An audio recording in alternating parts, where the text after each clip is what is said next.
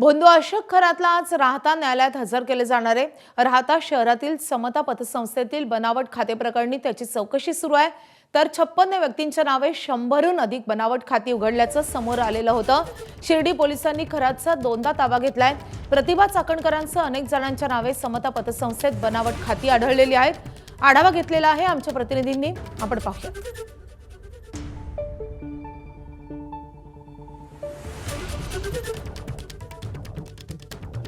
भोंदू अशोक खरात या भोंदू अशोक खरातचा ताबा पुन्हा एकदा शिर्डी पोलिसांनी मिळवला आहे आणि काल रात्रीच्या सुमारास त्याला नाशिक न्यायालयाच्या परवानगीनंतर नाशिकच्या जेलमधून थेट आणले ते शिर्डीच्या या पोलीस स्टेशनमध्ये।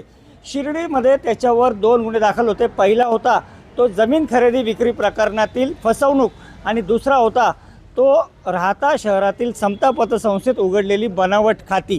आणि या अनुषंगाने पहिला तपास पूर्ण झाल्यानंतर आता शिर्डी पोलिसांनी भोंदू अशोक खरातला पुन्हा एकदा ताब्यात घेतले आणि आज त्याला राहता न्यायालयात हजर केलं जाणार आहे। या बनावट खात्यांमध्ये अनेक प्रतिष्ठित लोकांची नावं देखील समोर आलेली आहेत। त्यात रुपाली चाकणकर यांच्या भगिनी असतील, मुंबईतील व्यावसायिक परब असतील, यासह काही सरकारी अधिकारी देखील या बनावट खात्यांमध्ये आहेत, ज्यांची नावं या पूर्ण तपासात सुरुवातीला समोर आली होती। न्यायालय त्याला किती दिवसांची पोलीस कोठडी देतं आणि त्यानंतर या समता पतसंस्थेच्या या बनावट खात्यांमधून काय तपास समोर येतो, अजून कोणी यात आरोपी आहेत का, अजून कोणावर यात गुन्हे दाखल होणार का आणि नेमकं हे प्रकरण करण्यामागं मास्टरमाइंड कोण, या सगळ्याचा तपास आता शिर्डी पोलीस करतील। त्यामुळे आज राहता न्यायालयात या भोंदू अशोक खरातला हजर केल्यानंतर त्याला किती दिवसांची पोलीस कोठडी मिळते याकडे सर्वांचं लक्ष लागले।